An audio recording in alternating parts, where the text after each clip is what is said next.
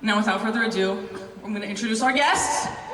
You know our first guest as the lovely Princess Zelda from Breath of the Wild and Tears of the Kingdom. Please give a warm welcome to Patricia Summersett! This beautiful, like, overcoat thing is so cool. Good, you should! You look great! Next up, we have the fantastic, the amazing School Council President Makoto Niijima for Persona 5. It's Cherami Leigh! So, we got the jacket, the overcoat gang. This is what's up. This is what's up. Right? And finally, from Iron Man to Spider-Man and every Marvel video game you've just about ever played, it's Josh Keaton, y'all! See, this is good. Everybody, I don't know what the memo is of the overshirt or the jacket gang. We all got it. And oh, yeah. I'm so proud. I think gotta have layers. Yeah, you also never know how cold or hot it's going to be at a convention. You're like, I have to bring 1,000 layers. Yes. You're just unprepared. I'm right under a vent, so I should have brought one more. Yeah. Oh my gosh. I mean, I feel like there's got to be, especially this. I mean, this is from, I think, Box Lunch, but they've, in the Artist Alley, they've got like the most incredible, like handmade cardigans, everything. Handmade all the things. I actually had somebody give me this amazing hoodie with young Hercules on it, because I'd always complained that they have merch for like the older Hercules, but they never have any merch for the young Hercules, and they made me a young Hercules hoodie. They made it for you? Yeah. Cool. So now I don't have to be hot or cold. Yeah, I can be warm. Either way, maybe it's got a breeze in the middle, you know? Yeah. That's so special. Fans represent. Woo! Yes! Keep it up! Ryan Gosling back in his school. Okay, so in the schedule, this is labeled as Video Game VO Roundtable. Okay. So if at any point during this panel you guys have questions for each other and just want to chat and discuss, okay. Yeah, for sure. I encourage you to do that because I Okay. think that is really cool to kind of really delve into specifics of acting, especially coming from different backgrounds and stuff. Yeah. That, I mean, selfishly, that's also what I'm interested in doing. So Nice, I would nice. love to get into that. So let's go one by one and just walk us through your training, acting, like where you started with acting, when video games started becoming a thing. Okay. Walk us through so we know kind of where everybody's coming from. Okay, my name's Josh Keaton. I've been an actor since I was like 4 years old. So I was a child actor. I did, and I kind of started at the bottom there. I did like extra work in commercials and stuff like that. And there wasn't really a lot of voiceover work for kids at that time. They used a lot of adults to do children's voices, but there were still some projects that insisted on having a like actual children voice them. So my very first thing was I was Linus in a Peanuts special, That's very which was amazing. Yeah. So I got to do that. There were some other things like the Back to the Future animated series and Peter Pan and the Pirates. Got to work with Tim Curry on that. He was Captain Hook. But aside from that, it was mostly on camera that I did. And it wasn't until there was like this big writer's strike in like the early 2000s where a lot of the parts for just working actors dried up. And so at the same time I started getting a lot of VO work, and so I just kind of focused on that. And then fast forward a bunch of years and I haven't really done much on camera, but I kind of want to go back to it because we don't really have a lot of in-person like cast records anymore, which is kind of depressing, and I really enjoyed that aspect of it. But in terms of training, you know, I took acting classes when I was younger. I trained as an on-camera actor. I didn't really do a lot of like voiceover specific training. Everything that I did came from that. I was in a boy band for a while, so I sang. Yeah. But and singing has actually helped me a lot in voiceover. Like it's been kind of an integral skill for everything from being able to come up with new voices to actually singing in parts, and even things like ADR and dubbing, like the sense of timing that singing ingrains you with has been massively helpful. So I'd say most of my formal training, if anything, has just been acting classes, and yeah, just child acting and growing up to here. I'm also curious to know how much group recording were you able to do? Back in the day, all the time. Yeah. Like that's everything that it was. Right. Like when we did Spectacular Spider-Man, when we did Green Lantern, it was all group records. So we would go in, and for those of you who aren't familiar, everybody goes into the studio, you kind of go through the episode like it's a radio play. And even with Voltron, we did that. And so if we had really emotional scenes, it was great because like the other actor's right there, and you can literally play the scene with them as if it's on camera, and feed off of their reactions, feed off of like what they're doing in between the lines. So you're not just throwing out lines, like they're reacting to you in the moment. And I feel like the chemistry is so much better that way. And now since COVID, when we were in lockdown, everybody, I've had a studio for many years, but like a lot of actors had to put in studios if they wanted to work. And so everything kind of shifted to home studio record, where you're just kind of recording by yourself with a voice director. And so it puts a lot more work on the voice director, but it's also, just for me, kind of depressing. Like, every day I just go into my hole and that's it. And you know, I don't really see my other actor friend. It's less social. Like a lot of that, there's a lot of energy that's in one of these sessions when you're there. Like even just kind of coming up to this panel, like we were all just kind of chit-chatting and all that. All of that builds rapport, and all of that really builds a relationship between the actors, which fosters into more of a relationship between the characters. And I feel like so much of that is lost when you're just recording by yourself. So.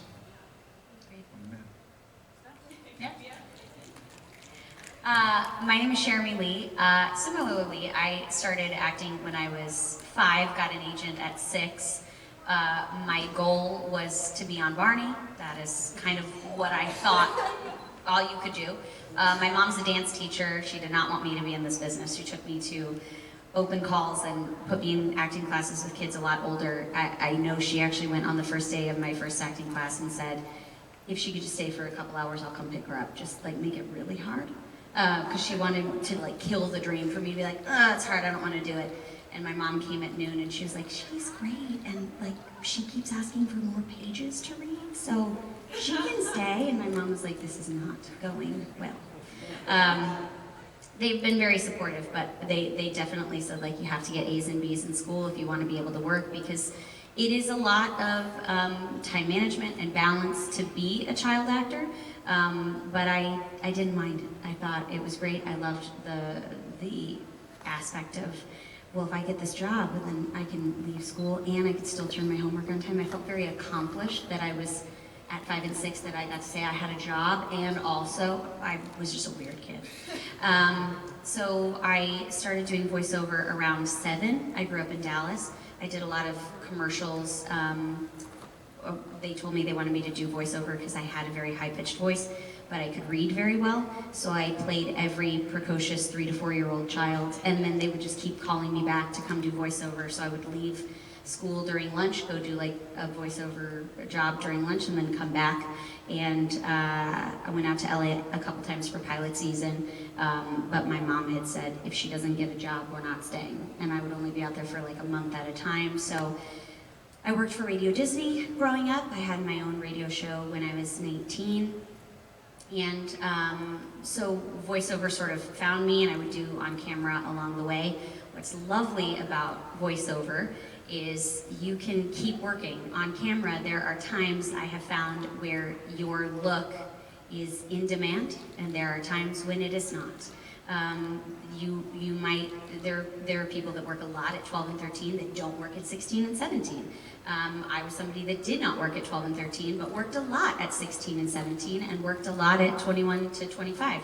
So it's very difficult to be not desirable at a certain time in your career, and that can really mess with, I think, a child or an adult's self-esteem. But that's just kind of an element of the business, and it's nice to have voiceover where you don't have that constraint of what you look like. Your voice is your voice, which is kind of lovely.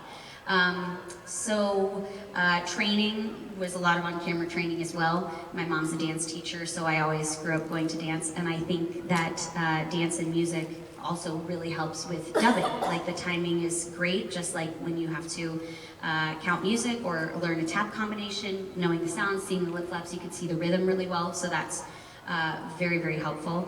I started getting into video games around 17, 18 when I graduated from high school, and then I was able to start working at Funimation and doing anime, and then I kind of found video games when I moved out to Los Angeles in my early 20s.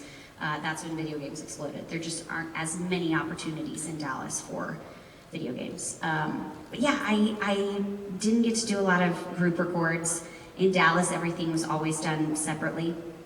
And then as soon as I started finding my way into group records, everything kind of shut down with COVID. And like you said, everybody always wants like an element of improv.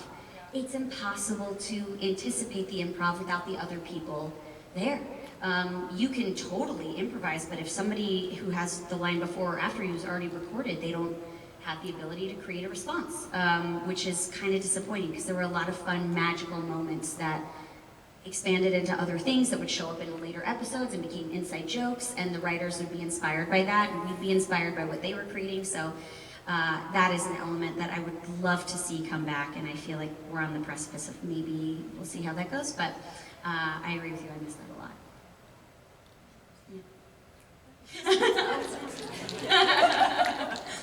Oh, I love this. It's so interesting to be on stage with two other voice actors who are also, you guys started, you're actors, and then also singers and dancers and everything. So we're all, that's what we all do, really. My name is Patricia Summersett. I'm American and also Canadian. And I guess the way, I grew up in rural Michigan, and so kind of similarly to what you guys were talking about, there was performance elements as a child and dance and song. Mine was a little less formal. It was like for people on a stage in the woods, a lot of the time. But we got, but it's also a great training ground for really like free play. A lot of practice, a lot of inspiration from nature. So that's very much a theme of my creative world now. Eventually, after I started kind of doing drama in later high school, but also my background was figure skating. So my family was doing a lot of that. It was a way to not do hockey or just basketball in our rural area. So it was like this really nice way of traveling and seeing big cities like Madison, Wisconsin, and like stuff like that when we were children. It had a huge effect on me. And eventually that led back to theater. But after high school, I pursued ice dancing first, which eventually led me to Quebec in Montreal, where I'm still mostly based out of. I do LA and Quebec. And that eventually led back to acting in the end, because there was a lot of parallel. I thought the bigger shelf life is acting, not figure skating. So eventually I found my way back into theater, which seems so weird now. It's like the shelf life is higher in theater, but it was. And I found video games in school. So I was doing a drama program at Concordia University and discovered voice acting, that it was something that you could get paid for and you could do alongside other acting training. And I instantly was riveted, and I'm like, I'm definitely going to be doing this alongside my regular sort of theater training and a little bit of TV film. Now I do all of it, but in a big roundabout way, kind of started voice acting relatively close to the same time as all the other acting skills, in my early 20s, really. So not particularly early, but at the beginning of the whole journey, it was all a part of it.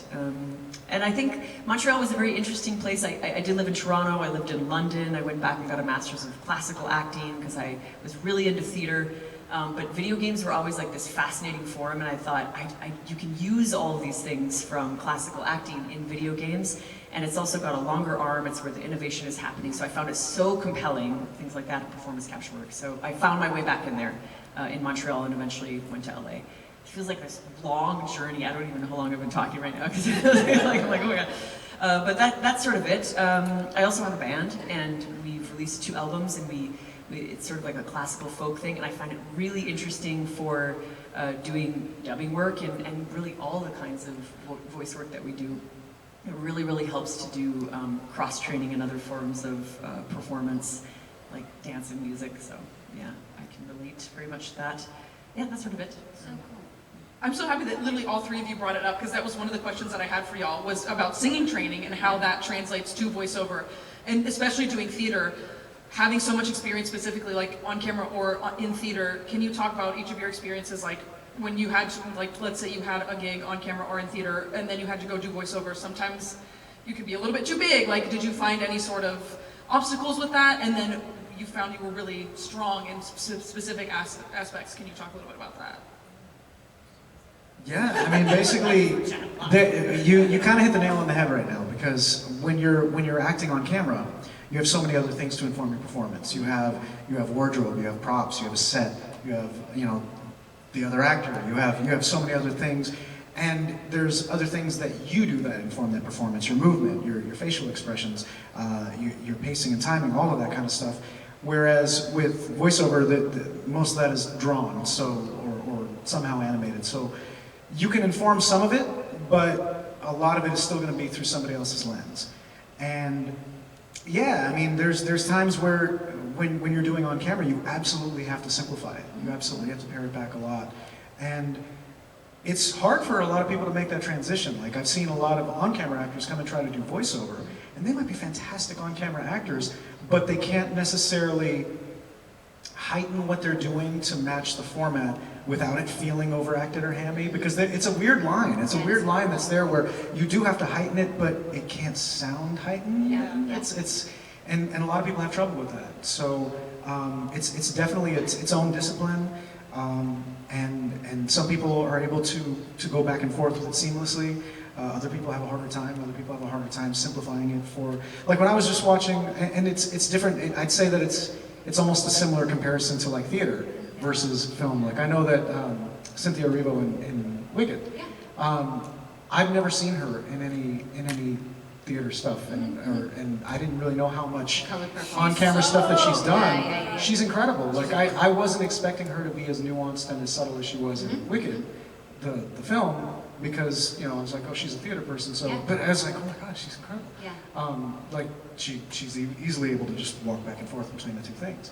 But yeah, I mean, I see exactly what you're saying. I totally forgot what the original prompt was. No, someone was talking to me about it, and they're a competitive dancer, and so they were trying to understand, what it was like doing that. And I said, it's really like switching between ballet, tap, jazz. Like you're changing your shoes, but you still have to, the foundation is the same. Like we all do a ballet bar.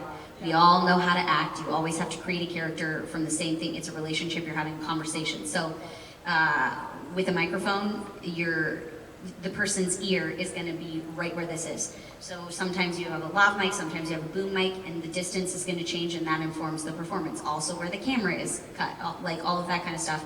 And I had an on-camera teacher that was telling me when I went back and did a class recently, and he said, your eyes are enough to indicate. Because he was like, don't shake your head, don't use your hands as much. But while we're in the booth, like, we're always gesturing, and I talk with my hands as just in my daily life. But if I'm cut in a very tight close-up or a wide shot, my hands moving or having too much jewelry is going to be incredibly distracting on a giant screen or on a TV screen. So just being mindful of how much you're moving your head and how the performance is. And it's not impossible for somebody to be able to do one or the other. But for some people, like you said, it's just, they're like, I know what I love to do, and I want to just be able to relax into the performance and enjoy being with the other person. I don't want to have to switch shoes. I just want to like walk in and know what I'm doing. And there's nothing wrong with that. There's also nothing wrong with being like, I want to do a little bit of everything. It just takes a lot of, for me, I know that sometimes I get a little in my head of knowing that I have to switch. And so I just kind of want to go to a class and know how to hone my skills, or know like I just got to ground myself and know where I am. And as you're growing and changing, sometimes you just have to go check in and go back to the basics and figure out what works for you at this time in your life when you're switching between all of the different genres or styles. That's a good point too, because especially like with some, like as specific as they can get with these different things, where you were a year ago even can be, it's a totally different instrument now because it's your body. Yeah, and PCAP and mocap, they want you to move your eyebrows like so much. And when you're on camera, they're like, don't you dare move those eyebrows. You are cut so tight, we can see everything. But I remember I was doing, it was such a weird conversation, but I was doing a performance capture, and the woman was putting the dots on my face, and she goes, oh my God, you haven't had Botox, bless you. She was like, it is so hard when somebody comes in and they've just gotten Botox done. She said, but we're having a lot of on-camera actors that are like celebrities coming in, and I'm like, we can't see any eyebrow movement, we can't see any wrinkles. She's like, but that's necessary when we're going in for video game and we're creating a character that we want to be able to see the expression. Like every part of your face is necessary for us to create the most realistic portrayal. And on camera, they're like, please, the less indicating, the better. We've got a DP who is indicating where the zoom in is. That's doing part of the work instead of you pointing your finger or glancing your eyes, so everything feels a little overkill. So it's just like knowing what they're looking for, and I think a lot of it comes from the confidence of being an actor. Sometimes when you just start and you're like, I don't want to ask too many questions, I don't want to be the difficult actor, but sometimes being the best actor and helping in all aspects of production is saying, you know, how tight is this frame? What do you guys need from me, so that you could give them exactly what they need without them having to direct you out of what you're already doing. And then you have a lot of theater experience, Patricia. I want to know about, like... Yeah, well, I was actually thinking, when you mentioned Cynthia Revo, these are all like, I love how round this conversation is. We could go all day long on this kind of subject of like jumping genres is such a fascinating thing, and that, yeah, some people can do and some people struggle with more. I think for me it took years to learn how to, I think I had a dance background first, and so I actually found it hard to get out of a really held form. When I first started acting, I'm like, no, I'm acting, I'm doing all the right things, but I couldn't soften very well, which was interesting. I had to sort of like reverse a lot of the training that I had in my 20s. By that point, I was like really, you know, holding tight. Figure skating too, you said, right? I'm sure Yeah, that's like even more, you yeah. so hard in Yeah. your core. Or you could die, like, Yeah, you know? yeah, well, I don't know about that, but, well, you know, It's all the wrong way. You Freeze and slice, you know, there's two very dangerous things happening. stories, yeah. Little toe pick in the partner's area, you know, like Oh, things like that can happen when you're speeding across the ice, for sure. But I was thinking about Estel training and some of the kinds of training that can bridge gaps that sort of go from nuance of vocal performances. And Cynthia Revo, she trains in Estel, which I just started training in like 2 years ago, and it's amazing. It sort of pulls apart all the anatomy of the voice and the different ways that you can use the nuance, not just of the vocal cords, but all the different apparatuses, and you learn how to sort of release tension, and you just kind of, you can visualize your anatomy as you're doing it differently. And I was thinking of even just the difference this last week of thinking of, because Cynthia Revo was talking about this too, sometimes she can access really big belts, but then she has to find a way to cheat it when she's not. And what do you do on camera when you have to pull it back and the breath support changes? How do you technically create an intense sound, like to have that kind of mastery over your apparatus? So fascinating, but Estel can help with that, and she does that. And I was thinking even the differences between something called like a thick fold, where you're like, this would be a thick fold sound, this would be a thin fold sound, using the back of your vocal cords. It's like your vocal cords, and then you thin them out so only little bits of it are touching, and just doing exercises where you go back and forth. And you're like, oh my gosh, it opens up this whole new range, and it's really small and soft, but on camera or on stage it might make a huge difference in how you are able to express and stamina, basically. So I don't know what I just went on, what tangent that was. But I was like, oh yeah, Estel, Cynthia Revo, and moving your face and body. Tie it all together. There we go. Right, my friends, we've got some people in line. Let's go ahead and get started, my friend. What's your name? I'm Mike. Hi, Mike. I actually have a question for one of each of you. That's perfect. Go ahead, my friend. Let's start with Josh. Okay. Which do you prefer voicing, Iron Man or Spider-Man? Spider-Man's always going to be my number one. I mean, I've had a really good time voicing Iron Man, and they're both quippy characters. It comes from a different place, but man, Spider-Man was my favorite character just to read in comics since I could pick up a comic book. It's been the one character that I've consistently read since I was a kid, and I mean, I've been such a huge Spider-Man fan for my entire life that I don't think anything could ever dethrone him in my eyes. Awesome. Cherami, when you did Cyberpunk, did you get to work with Keanu Reeves, and what was it like? I got to work with Keanu's voice. Like Josh was saying, we all record separately, and I know a major reason for not having us record in person is scheduling. In order to get all of the actors together, especially for the amount of content that was needed for that game, it would have been impossible. I know specifically for Keanu's schedule, he would be training in the morning. I don't know if it was for John Wick or what other, but he had to train in the morning, so he always had an afternoon session. So I would have the morning because he was working on so many projects, and in order to get all the projects done, that's one of the great things about voiceover versus on camera. When you're on an on-camera series, they kind of own you because the schedule can change at a moment's notice, and so you kind of, it's really hard to commit to a voiceover gig when you say, oh, I was supposed to have Thursday off, now I have Tuesday off because the location changed. So my schedule was a little more locked in, so I could do other voiceover projects, and Cyberpunk would say at the top of the month, this is how many hours we have to get for Cherami, and we just pick the days, and then everybody else would schedule around. Because they knew what Keanu's training schedule or filming schedule was, so that was how they built the schedule. I got to see him in person. I remember it was Halloween, because for the entire month of October, I am dressed very much in theme of Halloween. So I definitely looked like a witch from The Craft on the day. And I remember that because the first thought, I was like, who is this cool dude? He like flipped his hair back to put on a helmet on his motorcycle, and I was like, it's Keanu Reeves. And I thought, like, do I park and get out of the car and be like, hi, it's so nice to meet you, and I panicked. And I thought, you can't meet him dressed like a witch. So I put the car in reverse and let him pull out down the alley. He waved very nicely.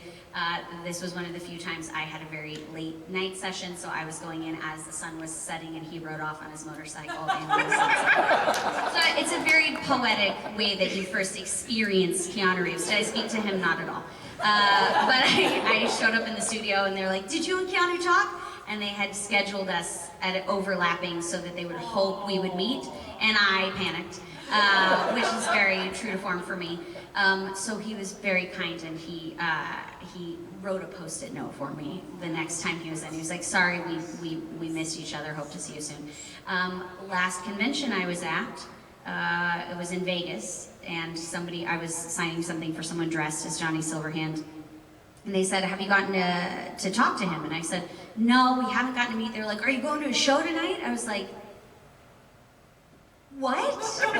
He's in Vegas, so we just have a constant pattern, I guess, that we can be in the same place at the same time and never see each other or speak. Yeah. I was also going to add, I personally always choose female V. Oh, thank you. Because I am Team Sailor Venus for life. Oh, amazing. Female V and Sailor V. It keeps following me, and I don't mind at all. And for Patricia, we had talked earlier at your booth. Did you come up with the Hyrulean dialect for Zelda, or was that something that they coached you on and said you're going to sound like this? Oh, that's what somebody said. Are people doing our pure Mid-Atlantic, or are they doing Hyrulean? Yeah. Hyrulean. So when I I'm a voice actor. Right, with a theater background, training. So when I first auditioned for that, I had no idea what it was, and so I came up with an idea based on some specs, and then from there went in, did the auditioned for a few different things, and then eventually got that princess role, and then found out what it was. And at that point I said, oh my god, should I add some Hylian? Do I need to learn, like, is there a Hylian spoken language? And they're like, no, we got exactly what we want, and that you're moving forward with this. And I was like, okay, I'll do my best. But so it was pretty similar to what existed. It's just that I didn't know what it was that I was auditioning for, so that was like my fantastical offering, and that is why I learned written Hylian, because I have such, I don't know, say not FOMO, but one of my lists, sort of the fear of missing out on being a Hylian. Yeah. Thank you, guys. Thank you so much, friend. Come on forward, my friend. What's your name? My name's Clint. Hi, Clint. What's your question? Just had a question for all three of you guys. I love if it. you Let's go. remember. What's been one of your favorite lines to read, if you recall? If you can remember, because there's about 1.5 I realize billion. you probably read quite a few. I'll actually do this as an embarrassing story, which it wasn't my favorite line to read, but it's kind of hilarious now. Back when I was doing Hercules, there was this they had this donkey before he, really figures out who he is, and the donkey's name is Penelope. And I'm familiar with the name, and I was familiar with the name at the time. I'd never seen the name written down. So I'm here in the studio, and with all of the confidence in the world, I say, come on, Penelope.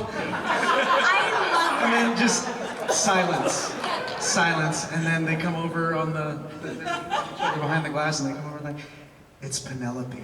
And immediately I was just like, all the blood drained from my face. Of course it's Penelope. Of course it's Penelope. Who the hell is Penelope? Nobody's named Penelope. And It's a new Greek creature. I was Yes. going to say, watch someone come to his table Or dad later joke when this two year. pens go and run away and get married. Yeah, They Penelope. that's lovely. But yeah, so that, but that's now become one of my favorite lines just because it's like I remember that, it was embarrassing, now it's funny. But yeah. That's special. If there's something more along the lines of that, that'd be I was great. going to say, I have a very similar experience. It was one of the first big video games that I got to work on, and I was voicing Gaige in Borderlands 2. I went in, we did all of the echo logs, and they asked me to ad-lib, and I was like, okay, I'll ad-lib and then we'll finesse. No, they took my first pass with all of my rambling madness. And I was like, okay. So then we started doing all the battle lines and all the short form lines, and we got to this one section where they said, so just do some guitar riffs, because as her stacks increase, her power increases, she gets off the wall and she does guitar riffs. And I was like, okay. And I'm like, in my head, I think I was like 21 or 22, I was like, this is a very exciting thing. Do not get fired, but your guitar riffs suck. So I said, do you have like a specific, sound that you want, like some specific notes? Hoping they'd be like, I'll demonstrate and I'll just repeat what I hear. And the director knew me very well, and he was like, just whatever you want to do. And I was like, he is baiting me.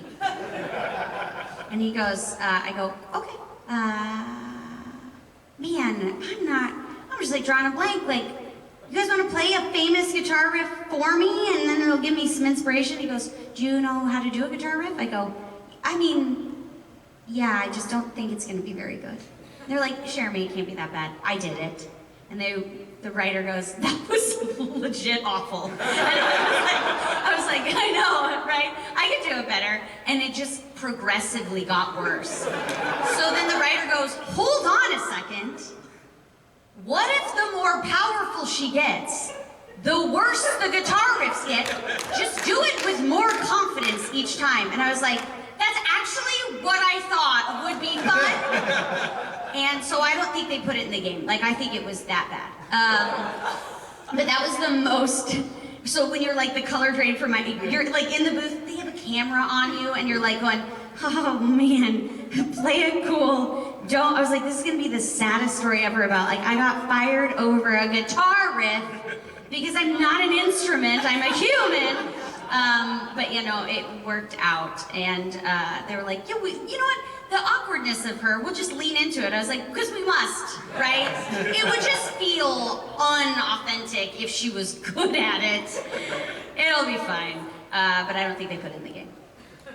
That's awesome. I don't know, these stories are so amazing. I don't have any stories at all. I was like, what lines do I enjoy reading? I like lines. Lines are awesome. Yeah, lines, man.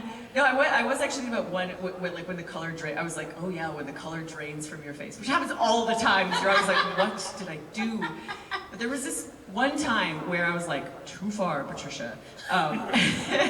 Where people are like, no, make yourself indispensable on set and do all these things. And I was stuck into this situation where I was doing it was an amazing thing, but it was puppeteering for Smurfs 2.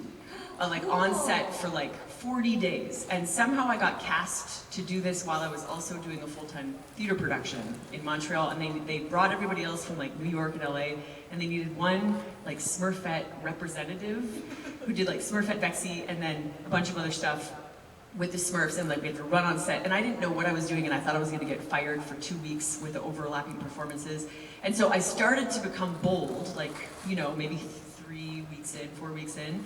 And at one point, Hank Azaria was there, and he's often just he's amazing, and I'm I felt completely out of my league, which I was, and I was sitting there with Smurfette and Bexy. I think it might have been Bexy, but Bexy was an evil Smurf, and he would do his Gargamel laugh, and at one point I just thought, I'm gonna laugh right back at him, so he did a and they went and he just looked at me too far, and I was like, oh my god, no! Like, am I gonna get fired? I was like, don't piss him. Like, he's the nicest guy ever, but I was like, I didn't know what rules I was breaking, but I think I broke a rule or something. And That was the mysterious line. It's like, he's so nice, and he's like, you left back. Yeah, I was like, I was imitating him like too much or something, and then it was like too much, and you're just like, okay, it's too much. On to the next one. So how did you get into puppeteering? Like, what was the audition process for that? Weirdly, it was like an on-screen. It was an on-screen audition. So cool. Yeah, it was really weird, and I researched Katy Perry like for hours and hours before I went in, and then came up with some random stuff and just tried everything, and then they picked me, and I was like, okay. So cool. Yeah, it was really weird. It was a weird one. Really interesting. I'm still not a puppeteer, I will say. But it's on your resume, You've so done you it are. before, so Yeah. That's very cool. Thanks, guys. Thank you so much, Thank my you. friend. I like that we said what's our favorite line, and we went from when did I think I'm never gonna work again? That's how we like received that. Because sometimes favorite and most mortifying, it basically interchangeable. Well, because we're still here, honestly. and we look back on that and say, hey, you know It was what, funny. I did that. Yeah. We all learned so much when we got it wrong. Yes, Which absolutely. is a great lesson. It is. Failure is. Well, I guess that's the thing is like go big. Every director that I have worked with is always like, we can always pull you back. Just shoot for the back, and we'll pull you back if we need to. And I guess those are moments where we were like, yeah, be bold. They'll always pull us back. And they were like, okay, yeah, that was. Guess we should have been more clear. You need to penelope yourself. There you go, bring it back, run it back. I mean, look, it happens all the time. Somebody told me that Benedict Cumberbatch did a documentary about penguins. Oh, Penguin, yes. Penguin. Yeah. And he did the whole thing calling them penguins, and the team was like, we're just lucky enough to have Benedict Cumberbatch. We won't correct him. He knew how to say it. It's just one of those days it got tongue-tied, and he thought surely, he goes, I heard it, and I was like, I said penguin the whole time. Why didn't anybody say anything? They were like, we thought it was a choice. That's building enough respect and like a much of a rapport. Yeah, that everybody's just like sitting there, like, they're like, oh my god, I think he changed the way. Maybe we've all been saying it wrong. Maybe it's not. Magical Wikipedia Penguins. changes, Yeah. dictionary changes. My husband told me, because when I thought that was very funny, so my daughter loved penguins, she's now almost 2, so I was calling them penwings with her, because I thought it was funny. My husband was like, so you're gonna need to not do that. Otherwise, she's gonna learn how to say penguin, calling it a penwing, and then everybody's gonna be like, interesting choice. And I was like, that's fair. That's She has to fair. become like a prolific actor and then convince everybody else. Correct, yeah. She'll have to meet Benedict Cumberbatch and be like, you were right, sir. Yeah. And right off into the sunset. Yeah. Hi, my friend, what's your name? Hi, my name's Chris. Hi, Chris. Hi, Chris. Great. Thanks so much. We really appreciate this panel. Before I go into a capital Z Zelda question for Patricia, I have a question for the rest of the panel. That's so kind of you, thank you. Oh, no problem, no problem. Well, you know, you see the shirt, you're like, oh, you guys are like, oh, this isn't it for And me it at all. matches the shoes, too. No! I get so For much those from who the... can't see, it's like a neon green action from head to toe. The shoes have a separate story that nobody wants to hear, but you can find me afterwards. Oh, I love the shoes. So thank you, I appreciate that. You guys obviously have wonderful personalities, and I just want to know. Now you're going to answer my question. This is great. So I want to know a time where you influenced these characters that we're talking about. So maybe they gave you something to read or something about the channel, about the character, and you gave feedback to your voice director or whoever it was you're working with, and you're like, I don't think this works. I think I have an idea here to change it, and it changed kind of the course of the character or the way it was portrayed. I'm just looking if there was a time where you supplied some feedback and it came out in the character, and then when you saw the performance, you're like, yeah, that's me. That's me showing up on the screen, and it's kind of like your proud papa moment for your character. I mean, it's weird. Like, I would say that a lot of the stuff that we do will end up being kind of collaborative, where sometimes, and again, like, a lot of times I'll rely on my voice director because they kind of know what the overall arc of what they want the performance to be is, and so I'll offer it as a suggestion, and sometimes they'll still have a vision that they kind of want to achieve, and so the suggestion just kind of gets, you know, this is what we want to go with, but sometimes they'll let me do it. It's hard to really just pick out one thing, because there have been a lot of moments like that where I'll be like, I really feel like this would be more what he would do, or whatever. I would say the only, it's hard, I'd say with stuff that's not really established, like with Spider-Man, yeah, I can get my own spin on it, but there's a certain sandbox you have to play in for it to be Peter Parker, otherwise it's a different character. And with characters that are not really established like that, you have a lot of that freedom where you can impart a lot of your own ideas on that character. I would say the only one that I really had that kind of freedom with would be like Shiro from Voltron, because even though that's an established character, they specifically said from the beginning it's not going to be Sven, so don't worry, you don't have to play it like that. And so I kind of had free reign to really just make him how I wanted to make him. And then he ended up being this constantly evolving character over the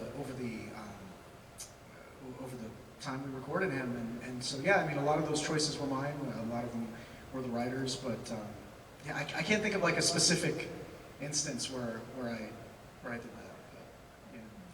It's super difficult for me to pinpoint one as well. I think when we get the breakdown for an audition, it's so open to how do we interpret what they think, what they say they're asking for. And that's kind of when we get to put our spin on it to see like, hey, do you like this? Because everybody else is going to read the same 20 some odd words and interpret them differently because we all have different backstories, we all have different emotional experiences. And so when you get the audition and you're the one who gets the job, that's kind of their way of saying like, we like your interpretation. I'm also a people pleaser, so I'm trying to think, has there ever been a time where a director would say, this is what we want, and I would go, no you don't. I don't think so. I think this is one of my favorite things about being an actor is when you are on a set or you're in a booth, there's usually anywhere from 1 to 50 people that you have to appease with your performance. And my favorite thing to do is being given 4 totally different notes that often conflict and going, absolutely. And then in your head you go, okay, how do I make this guy happy, and this guy happy, and this girl happy, and this girl happy, and also stay true to what I've created? And that's the proud papa moment for me, is when I create something and they all go, that was totally what I was looking for, which is they said something totally different, and I'm like, you all said totally different things. So that's my favorite, is when I feel like I can make everybody happy while also holding true to what works for me. And it doesn't happen all the time, and sometimes, and that's what I'll tell people when they want to be an actor, and they'll say like, I'll just tell them I'm not doing it differently. You totally can do that, and sometimes they'll say, you know what, you're right, and sometimes you run the risk of somebody saying, we're not going to work with that person again. But it's the moments where you feel like, oh my gosh, I got that. Or dubbing is a great example, when the flaps are absurd. The script has to fit a certain way with the translation, but the performance has to match, and you got to make this one producer happy, and you've got to make this client from a different country happy, and they all have different expectations.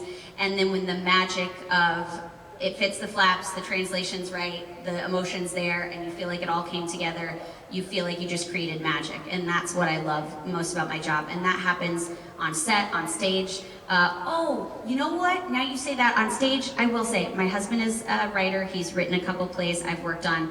And I think because he is my husband, I was like, you know what? I had a thought.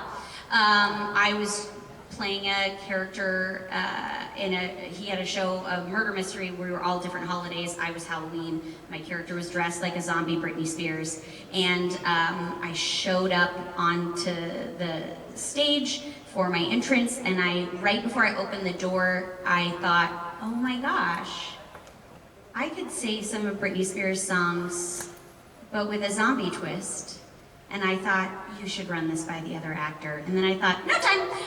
And I went and did it live at the show, which I don't recommend, but I remember the actor looking at me like, and then I saw the other actor who was on stage that was supposed to be frozen starting to shake because he was laughing, and I heard my husband in the audience go, and then I started hearing him laugh, and I was like, thank you. And then it backfired on me because he said, we're going to do an extended run and you have to come up with choreography. So, joke's on me. Oh my God, I just got so drive. What was the question again? I was so enjoyed. I was like, oh. Anything that they said said, we want this, and you were like, no, you don't, and then you made it. I feel like micro moments happen like that all the time because every once in a while, and you got to use that sparingly because let's be real, people pleasers, but also you're on a time limit and you need to make sure that if you do have something to offer, that it's really going to be different from what they have. And if they like what they have, sometimes you have to kill your own baby and say, okay, that's where it's supposed to live. They know what's going to get approved. They know, what they want. But occasionally you get an opportunity where you can be like, can I have one more? And you go in and you just charge it up with something that you really, really wanted to try, and you take a little risk, and they go, oh my God, I like that even more. That's so much better. And then you're like, yes, like small wins happen. I live for those. Yeah, same. All right, my friend, and I'm going to have you pause for that Zelda question because we are running a little bit over time. Are you going back to your table? I am going back to my Amazing. So table. y'all can have a face-to-face conversation about it, really get into it. I highly encourage you. Everybody's going back to their tables after this? Yes. Fantastic, amazing. Thank you all so much. We can give Thank them a you. round of applause.